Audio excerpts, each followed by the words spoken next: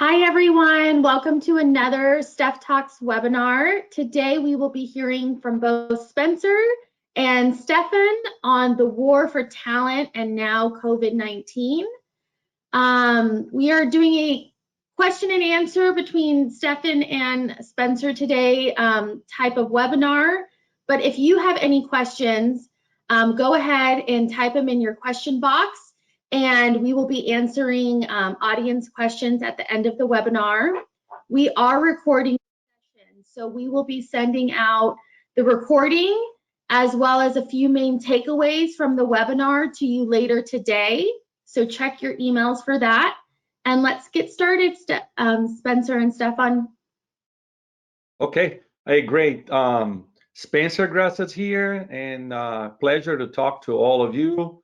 I'm the CEO of Stefanini North America APAC, and super excited to have this conversation with Stefan in front of all of you. I thought, that the subject war for talent, it's super hot right now. It was hot even before COVID-19.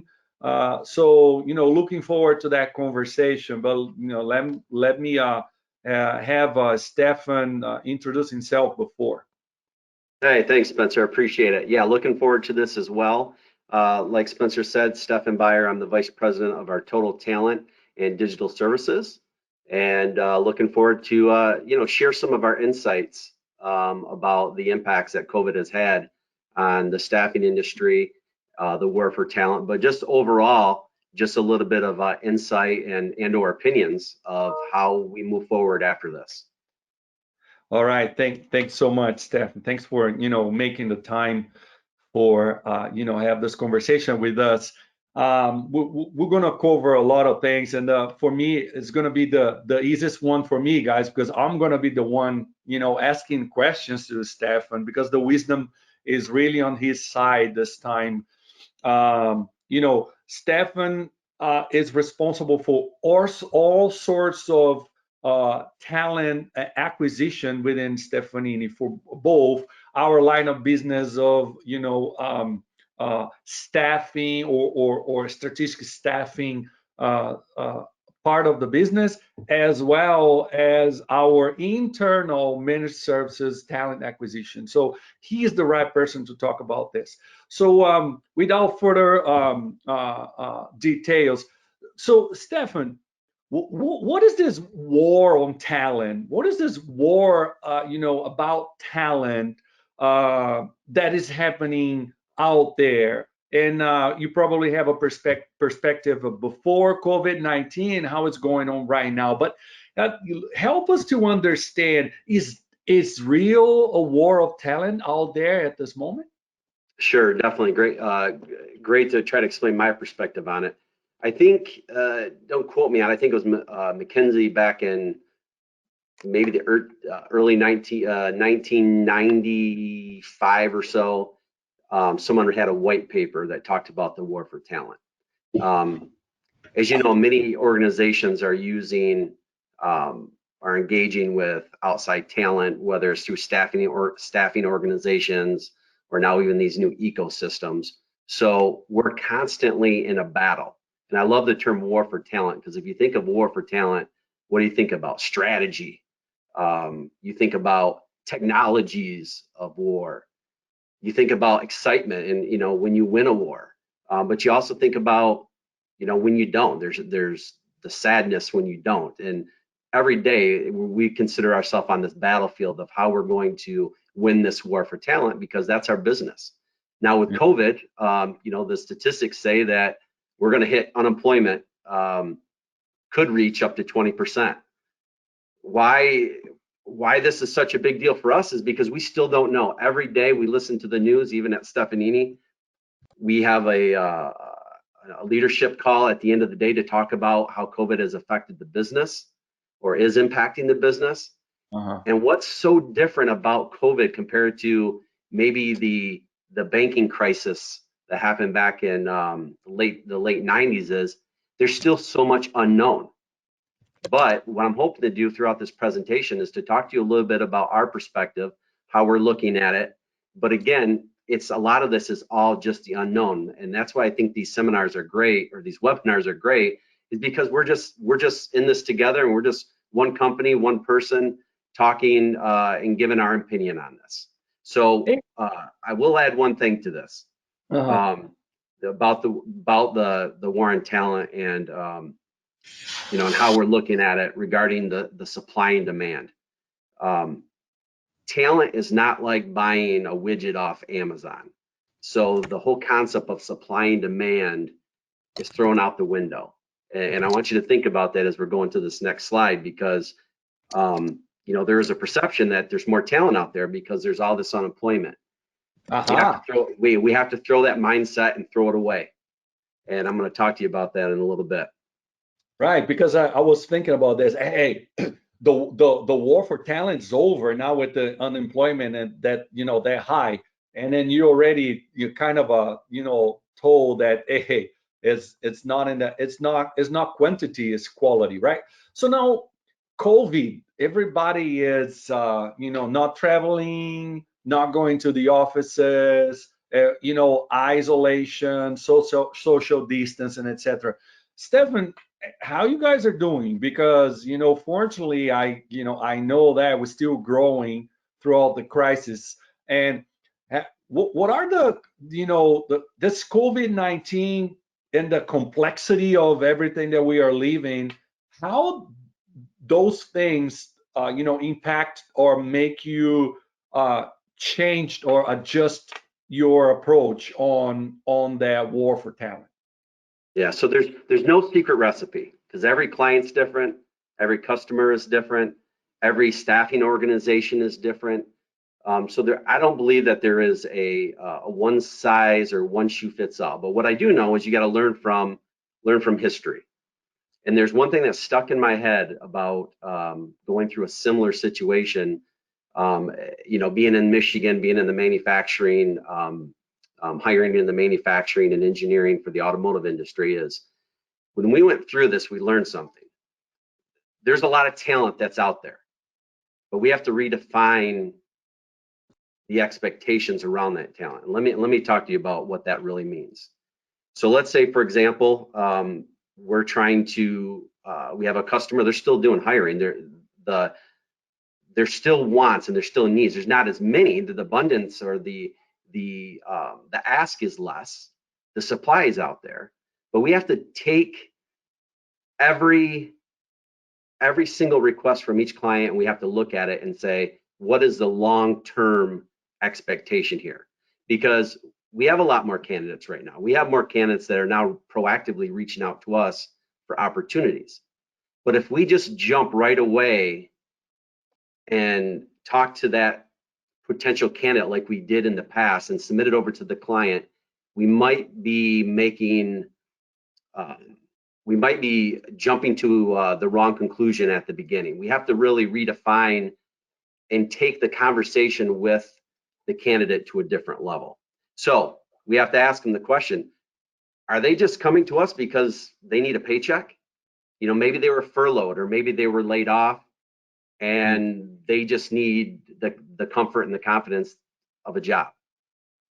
If you do that, once this is behind us, are they going to stay with us? Are they going to just jump and go to the next opportunity because this was the only job that was available to them at the point in time? So we have to do it on two ends. We have to be able to have open communications with our customers and explain that situation to them. Let them know that, hey, we've been through this. You know, this is not something that is new to us. But then we have to go a level deeper with our candidates and really truly talk to them. And just because they look good on paper doesn't necessarily mean they're the right fit for the opportunity. Because if our customers are looking for long-term, you know, 6, 12-month long-term staffers, is this candidate the right candidate, or are they going to jump after, you know, the next one drops? So that's one thing that the complexities are different. We got to learn from the past, but also leveraging the digital technology. We're very fortunate. We have a very good partner with us. We use Smart Search. The ATS that we utilize is Right. no longer a necessity. We have to be so sharp on what we do that we need to have real-time data to make business decisions on the fly.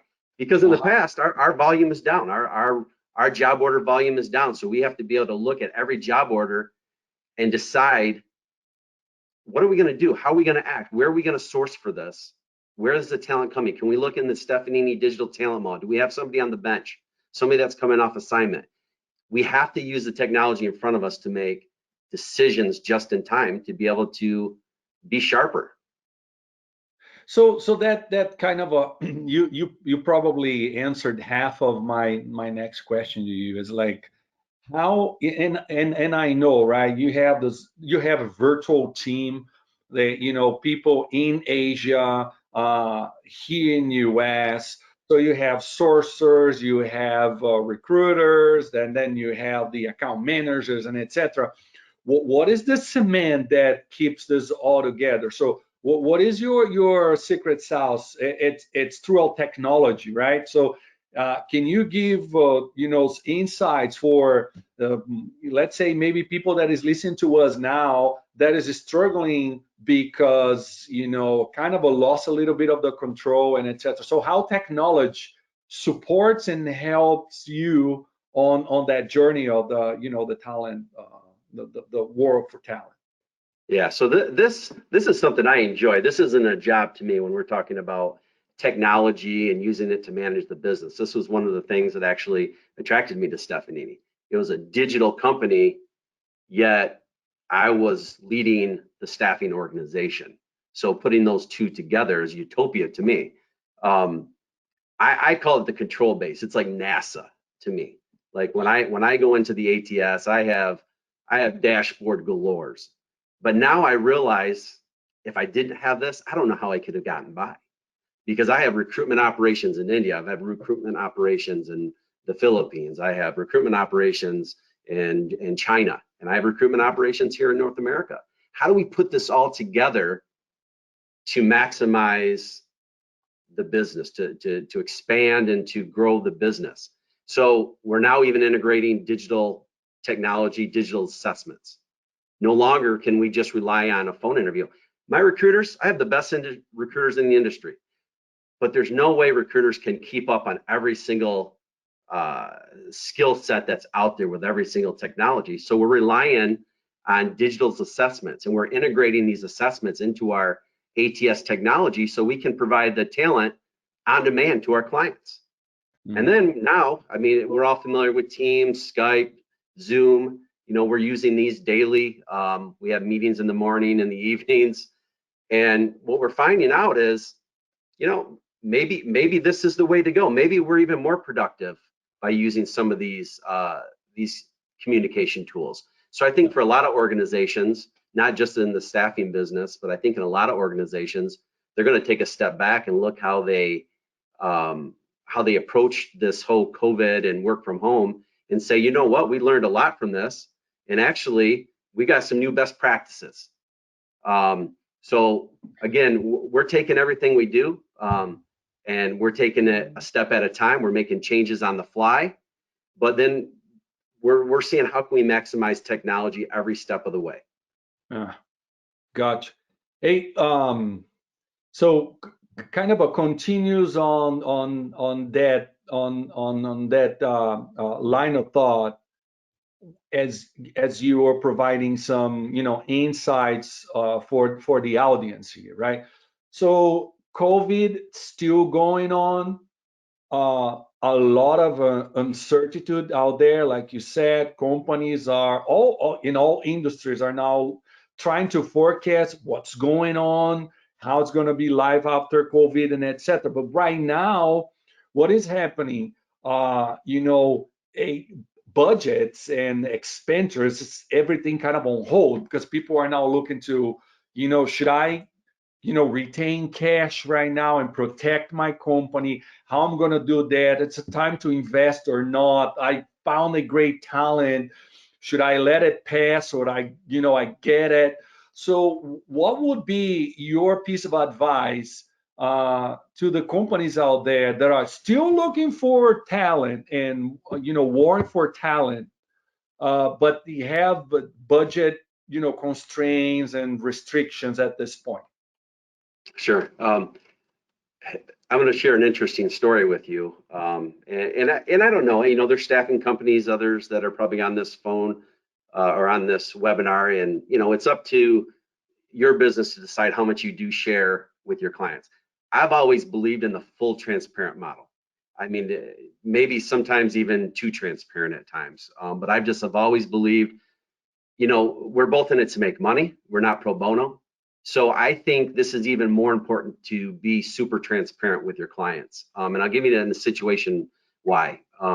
We've had more than one client come back to us and either ask us to lay certain workers off, or what's becoming common, I've had some come back and say we need to do rate reductions off the top, and and they give it back to us, and whether we want to have that go into our margin or if we want to pass this down to our staffers.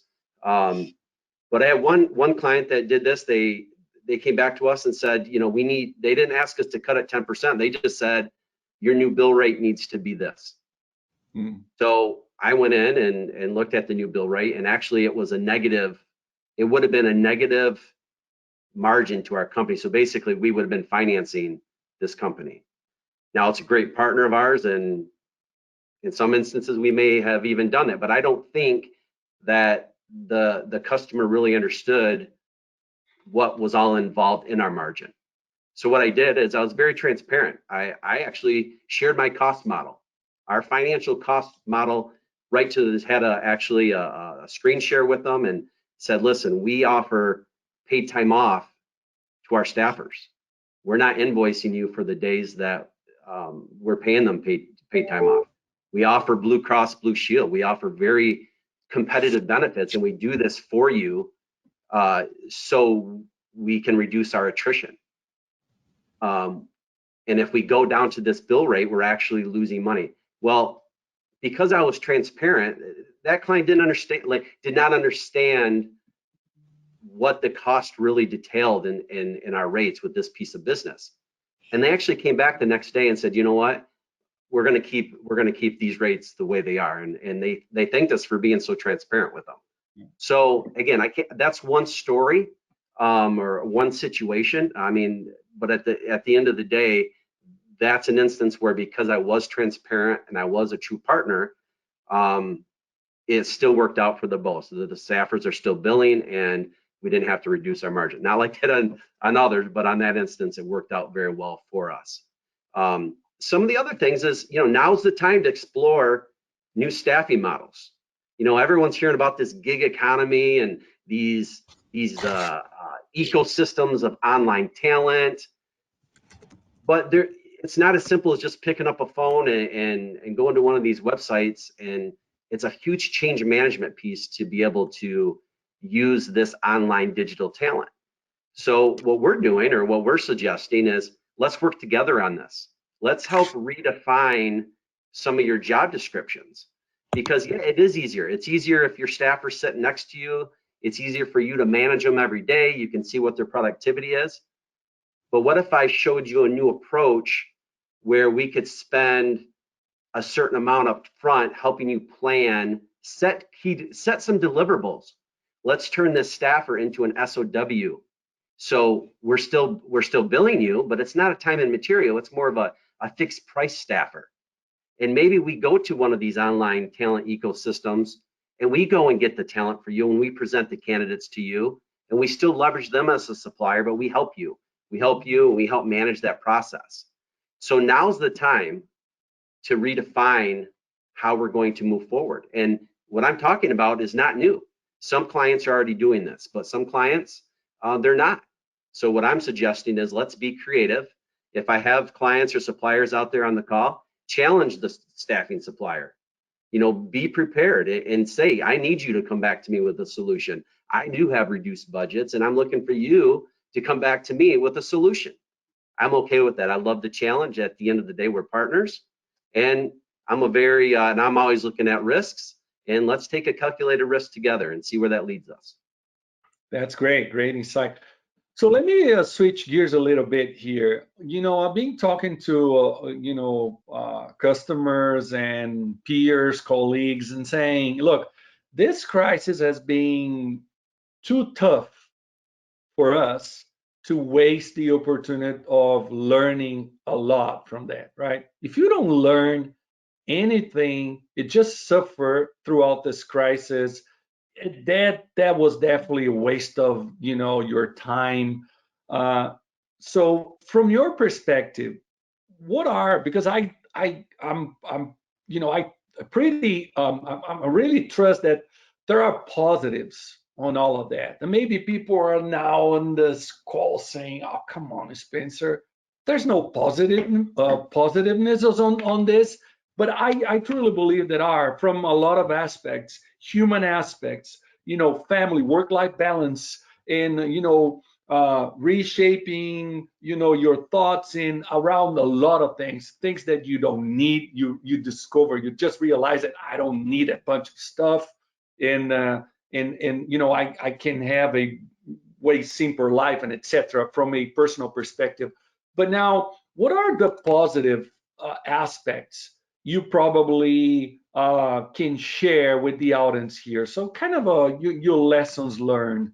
So I'm going towards now lessons learned from this crisis in your area of of work.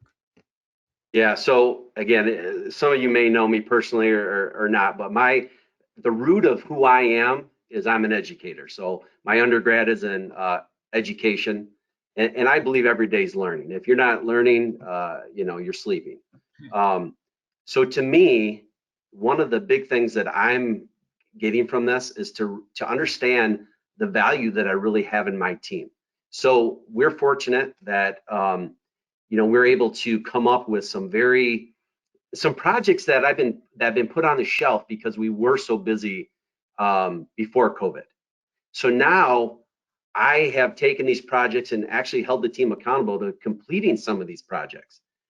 And I'll just give you an example. As I talked about the technology earlier on the call about having the team. So I challenged the team and we created a contest. And I said, okay, each of you have to go out and create your own dashboard.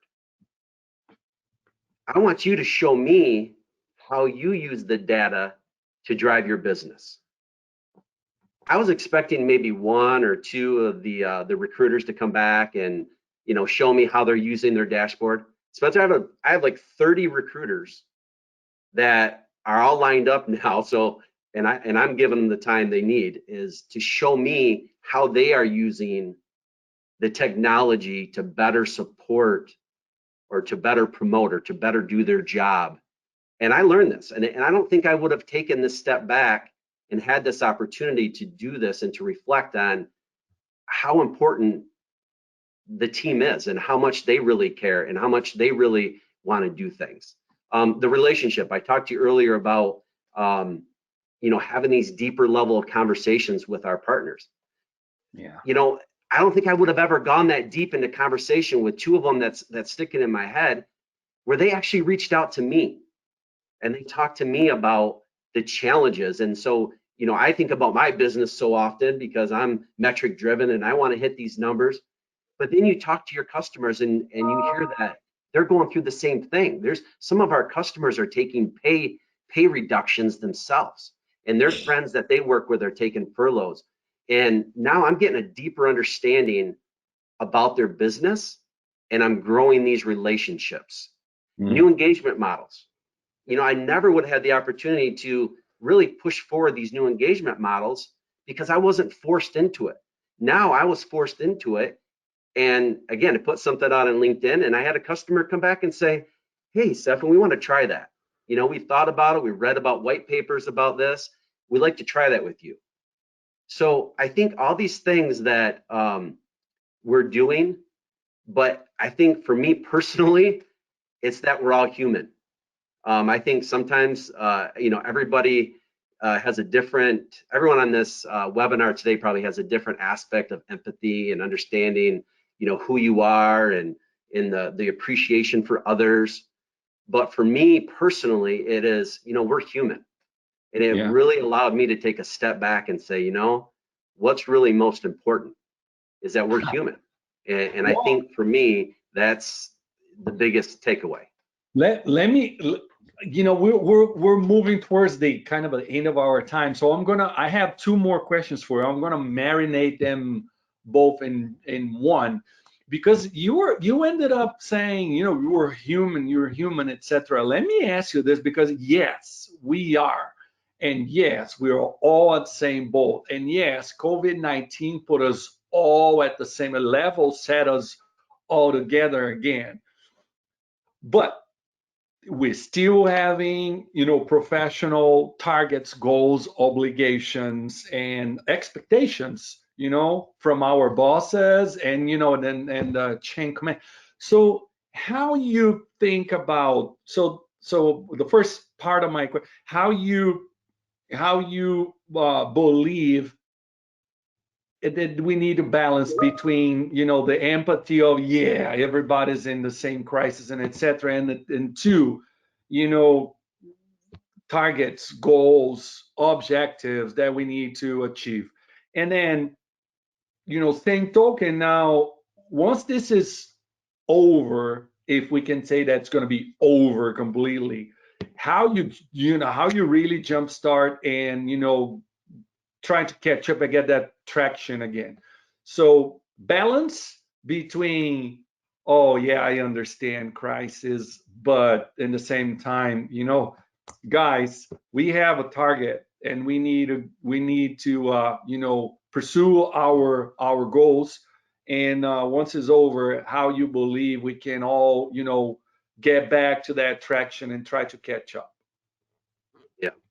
Yeah, this is it's tough, because especially in the staffing business, it's all about metrics. I mean, how many submits did you get? How many interviews did you get? How many hires did you get? What's your revenue? What's your book of business? How are we looking at it differently? I'm looking at this now, Spencer, as a first half and second half.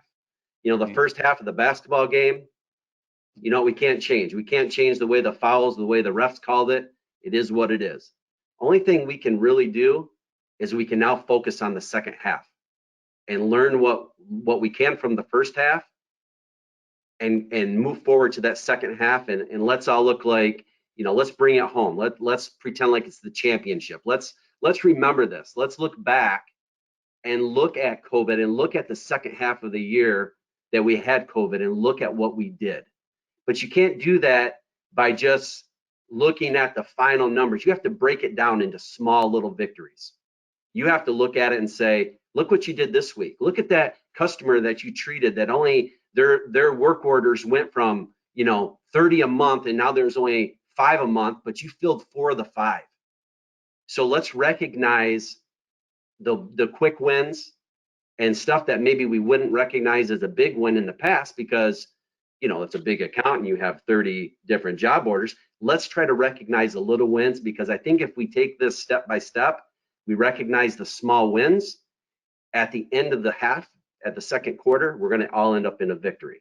And what do we really care about? We want to be able to look back. We're going to remember this. There's points in your life and points in your career that all of us are going to remember COVID. How do you want to be remembered? And that's the message I share with my entire team. How do you want to be remembered? Do you want to be remembered as the person that, took this and couldn't really rise to the occasion, or do you want to be a leader? So let's take that opportunity to be a leader, and let's get some quick wins.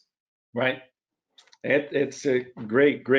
I love also, sports analogy, and that's so true. There's nothing that I can do on my past. It's behind me, but I can do whatever I want into my future. So great. Stefan, half an hour has passed like a blink of the eye. So because of the conversation was so great, and I was just monitoring here, and nobody dropped. So all the people there that were with us at the beginning still with us right now. So at least and makes me believe that the conversation here has been useful for the people on the call. So with that, so let me just say, very, very thoughtful, insightful,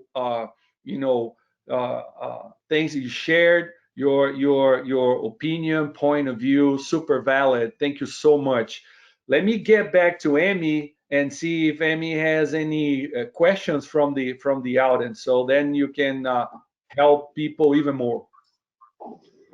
Yes, thank you both. Stefan, how do you think you can attract top talent while everyone is physically apart? Everyone's physically apart. Well, for us personally, we're apart anyways. A lot of my team is virtual, so we're using a lot of the digital technologies to go out. I mean, we have investments in almost every single job board out there. We're actually redefining our careers page today. So I think today it's webinars like this. I'm actually encouraging even everybody on my team to go out, find something about a job opportunity that you have worked on. So let me give you an example. We might hire and recruit and source a lot of Salesforce type talent, digital Salesforce talent, developers, administrators. Go join a group, or even better yet, go create your own group. Go create a group on Salesforce. I apologize. Go create a group on LinkedIn. It's free. That is all you. That's Salesforce, and start bringing important content to your page and start building that up. So I think everybody that's in this business has to create their own brand. Stefanini's our brand as a team, but individually, create your own brand and find out what you're passionate about. If you're not passionate about digital technology and you're a recruiter for Stefanini, are you with the right company? We want everybody to be passionate about it, and we want them not to think of this as a job. So to me, that's how we're going to attract the talent. Is we're going to expand our web and use our own personal networks along with the Stefanini brand as well. Yeah, from my side, Amy, just to share, two new talents started with us this Monday, and I just had my welcome video conference with both of them now, Dave and Matt, and great salespeople. They were identified, recruited, selected, and hired completely 100% virtually, and they are now part of the Stefanini group, and never been one of our offices, never shake none of our hands, but they are part of the family right now. So I think this is the new normal. We're going to see a lot. The social distance, the physical distance, like Stefan said, it's not gonna preventing us to find and acquire the great talent out there. Great, thank you. How can we keep current workers engaged while everyone is working virtually? Can I take that one? Yeah, sure. Communicating. And in times like this, you have to increase frequency of communication into the entire organization, from the top to the bottom. Promote those groups of conversation technologies there. We at Stefanini, we use Microsoft Teams, and it's a great number of teams set up and video conferences going all over the place all day long. So you really have to keep that sense of belonging, a group, that team spirit.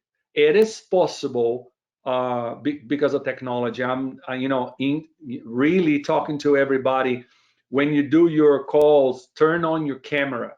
Nobody's interested in your background. If you have a nice home office or not, people wants to see you, see your face, because they are missing each other. the highest price that a company can pay after this crisis is when everybody's back to the office. That team that used to be a team now is a group of strangers. You cannot let that happen. And the technology is here to help us to stay together as a team, even though we are physically apart. So communication in all the levels, vertical, parallel, upside down. I don't care. Let's keep talking. I think that is the crucial. And then that's when leaders need to step up to the plate. It's not just a responsibility of the CEO to keep up communication. Team leads, first line managers, directors, vice presidents, everybody is responsible for make sure that your team is communicating, it's keeping engaged, and you're finding ways to do activities that will keep that bound. My executive leadership last week, we did a happy hour, virtual happy hour, and we haven't talked about work during hour or so. We're just sharing what's going on and how's everybody hanging there and keep up with the situation. We were sharing dogs and fun stories and etc. You have to keep communicating from a personal side, a business side as well, in order to keep that bound of your team. Don't lose it. Don't lose your team spirit, because once you come back, we cannot, like I said, have a bunch of strangers working close to each other. That's gonna kill organizations.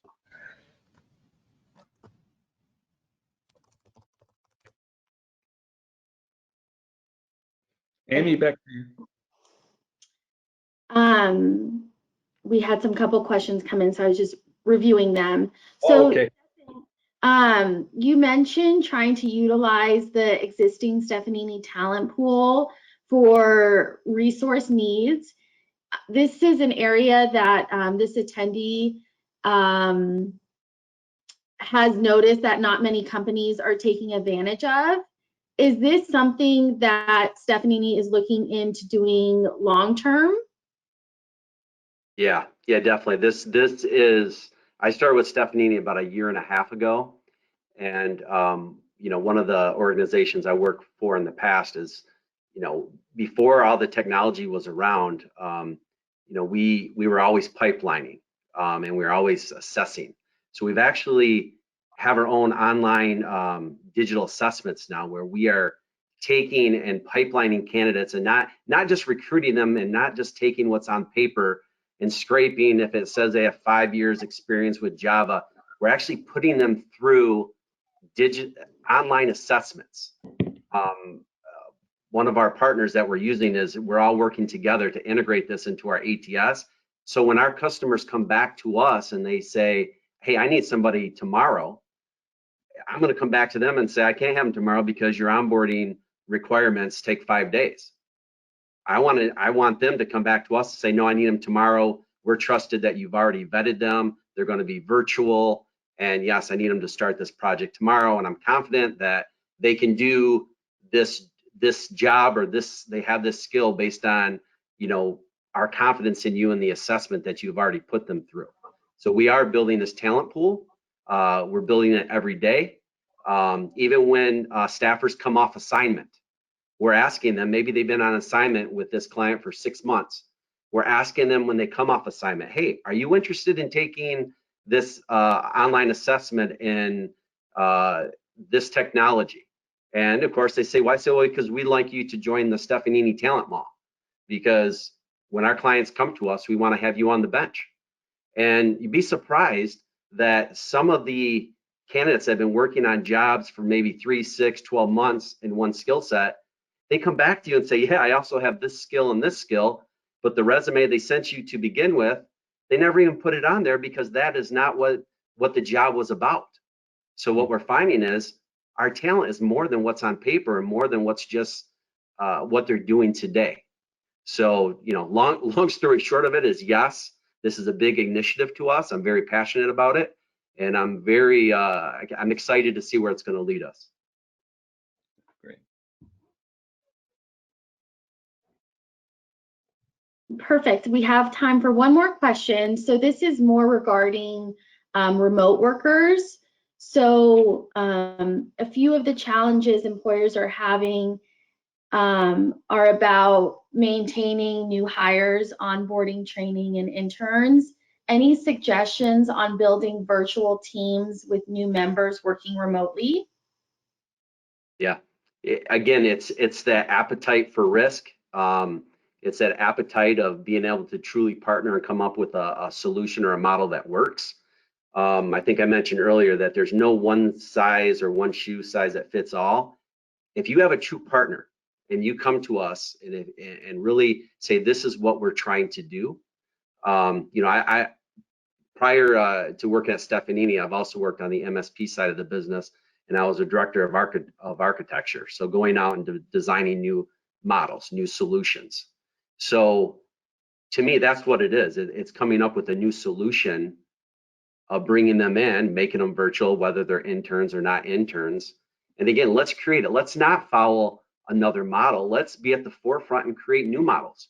I think that's what we all have to think about is, why do we have to follow what somebody else has done? Why don't we create our own and be the pioneer of it? And it's okay. And that's one thing I love about Stefanini. It's okay to fail here. It's okay to take risks and fail. Make sure it's an educated risk and it's thought out. But let's try. That's what you'll get with us. I mean, and again, Spencer can talk more about it, but he's talked about taking risk in a lot of the webinars that he's been part of. And that's the culture that we're all about here at Stefanini, is taking risks, taking calculated risks, but also being a pioneer and trying new things. Yeah, educated risks, and then be, you know, having that agile mindset when you fail fast, you learn faster, and you move forward. You really move forward. Yeah, that absolutely. All right, Amy. All right, thank you again. That's all the questions that we have time for today. Okay. Thank you again, Stefan and Spencer. I hope that you enjoyed your time. Yeah, Again, well, I did. Stefan, thanks a lot for sharing your thoughts. It was great. Like I said, very insightful. You know, it's a subject we can spend hours and hours talking here. It's a lot of things. It's endless. But I'm pretty sure that we contribute to the audience in some degree here. And reach out to us if you have additional questions or want to talk about this. Stefan and myself, we are available.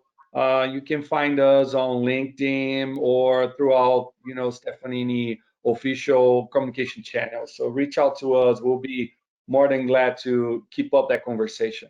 So thanks from my side. Thank you. Stay healthy. Stay safe. Stay strong. Yep, thank you. Perfect. And one last thing to add, we did record this session. So as I mentioned earlier, we will send out a link to the recording, as well as the main takeaways that Stefan highlighted during this webinar. Thank you again, everyone, and we'll see you next time. Thanks, Amy. Thanks, everybody. Thanks, everyone. Bye-bye.